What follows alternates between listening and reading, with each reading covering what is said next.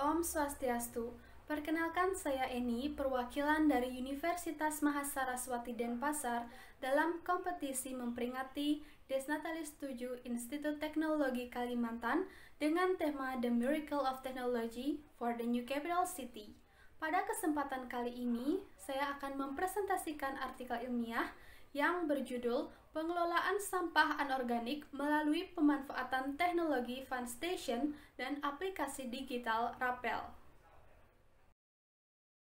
Seperti yang kita ketahui bahwa pemindahan ibu kota di Indonesia telah diwacanakan sejak tahun 2019 dari Jakarta menuju Kalimantan, tepatnya di Provinsi Kalimantan Timur. Menurut Presiden Joko Widodo, ada 5 alasan mengapa Kalimantan dipilih sebagai ibu kota di Indonesia. Yang pertama, risiko bencana alam yang minimal. Yang kedua, lokasi yang cukup strategis mengingat Pulau Kalimantan berada di tengah-tengah Indonesia. Yang ketiga, dekat dengan wilayah perkotaan. Yang keempat, infrastruktur yang relatif lengkap. Dan yang kelima, luas lahan yang cukup besar, yaitu sekitar 180.000 hektar. Akibat adanya pemindahan ibu kota, maka akan menimbulkan beberapa resiko seperti tingkat inflasi yang cukup tinggi, kepadatan penduduk, hingga polusi atau pencemaran lingkungan. Karena dengan adanya pemindahan ibu kota, maka tingkat urbanisasi juga akan tinggi, di mana penduduk yang berada di desa berbondong-bondong datang ke ibu kota untuk mencari pekerjaan, sehingga menjadikan ibu kota tersebut menjadi padat dan ramai. Dan hal yang perlu kita waspadai adalah polusi atau pencemaran lingkungan, seperti yang terjadi di ibu kota Jakarta. Menurut data Dinas Lingkungan Hidup DKI Jakarta, produksi sampah di Jakarta mencapai 7.000 ton lebih per hari. Semua bermuara ke TPST Bantar Gebang di Kota Bekasi, seperti gambar berikut. Jadi dalam hal ini kita perlu tahu tentang sampah itu sendiri. Jadi menurut pasal 1.1 Undang-Undang Nomor 18 Tahun 2008 tentang pengelolaan persampahan, definisi sampah merupakan sisa kegiatan sehari-hari manusia atau proses alam yang berbentuk padat. Secara umum, sampah dapat dibagi menjadi dua, yaitu sampah organik dan sampah anorganik. Sampah organik merupakan sampah yang berasal dari hayati dan mudah terurai, seperti sampah dapur, contohnya sisa-sisa makanan atau dedaunan. Yang kedua, sampah anorganik, yaitu sampah yang sangat berbahaya bagi lingkungan karena tidak dapat terurai, berasal dari non-hayati, contohnya produk sintetik, plastik, kaleng, dan botol bekas. Kita perlu menggarisbawahi bahwa sampah anorganik inilah yang membahayakan bagi kehidupan dan keberlangsungan makhluk hidup yang ada di bumi, karena sampah anorganik memiliki dampak negatif seperti sebagai sumber penyakit, mencemari tanah, mencemari sungai dan laut, merusak biota laut, sampai bencana longsor.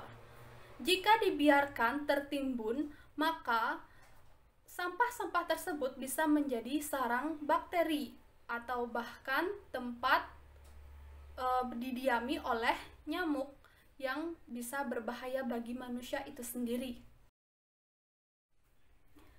Oleh sebab itu, kita perlu memahami cara penanganan sampah yang baik dan benar, seperti yang diungkapkan oleh Bill Johnson, seorang aktivis lingkungan. Ada 5 R. Yang pertama, refuse atau menolak. Seperti menolak penggunaan plastik selagi kita masih bisa menggunakan tas yang bisa digunakan kembali. Yang kedua, reduce atau mengurangi. Jika memang tidak bisa menolak, maka kita bisa mengurangi penggunaan tersebut agar tidak berdampak terhadap lingkungan. Yang kedua, reuse atau menggunakan kembali. Seperti tas kain, kita dapat menggunakan tas kain tersebut berulang kali dan jika kotor, kita bisa mencucinya sebagai pengganti tas plastik. Yang keempat, ada recycle, mendaur ulang kembali sampah-sampah yang masih bisa didaur ulang seperti kertas, Dan yang terakhir ada road atau komposkan. Dan selain itu, konsep yang biasa diterapkan di masyarakat adalah kumpul, angkut, dan buang, seperti gambar yang sudah saya taruh di PowerPoint ini. Dan yang menjadi permasalahan besar di sini adalah proses pengumpulan sampah itu sendiri, karena masyarakat masih acuh terhadap pemilahan sampah dan merasa tidak diuntungkan jika memilah sampah dengan baik dan benar. Untuk menghadapi rendahnya kepedulian masyarakat terhadap lingkungan, maka pemerintah dapat memfasilitasi masyarakat dengan menerapkan teknologi digital melalui penggunaan fan station dan aplikasi digital Rapel. Fan station merupakan mesin yang digunakan untuk menukar sampah anorganik seperti kaleng atau botol plastik menjadi uang tunai. Mesin ini pertama kali digunakan di negara Jerman dan ditempatkan di tempat-tempat umum seperti toko-toko retail. Orang-orang akan mengantri kemudian memasukkan sampah anorganik dan menukarkannya dengan voucher yang keluar dari mesin untuk ditukarkan menjadi uang. Pemanfaatan teknologi digital melalui penggunaan aplikasi Rapel sangat membantu dalam meningkatkan kesadaran dan rasa kepedulian masyarakat terhadap lingkungan. Karena Rapel merupakan singkatan dari Rakyat Peduli Lingkungan. Aplikasi ini dapat diunduh di Google Play Store dan digunakan untuk memperjualbelikan sampah anorganik yang dipilah kemudian dikumpulkan dan dijual kepada kolektor atau pengepul sampah.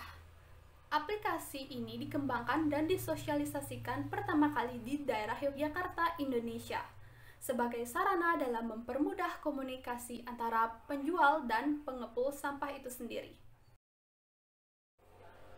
Dengan adanya fasilitas dari pemerintah dan edukasi yang baik dari aktivis lingkungan, maka akan menimbulkan kontribusi dan kerjasama yang baik dari masyarakat dalam meningkatkan kesadaran dan kepedulian terhadap lingkungan.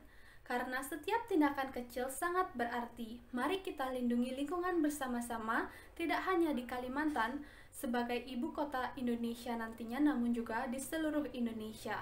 Terima kasih. Sekian presentasi dari saya dan saya tutup dengan Paramasanti. Om Santi Santi Santi Om.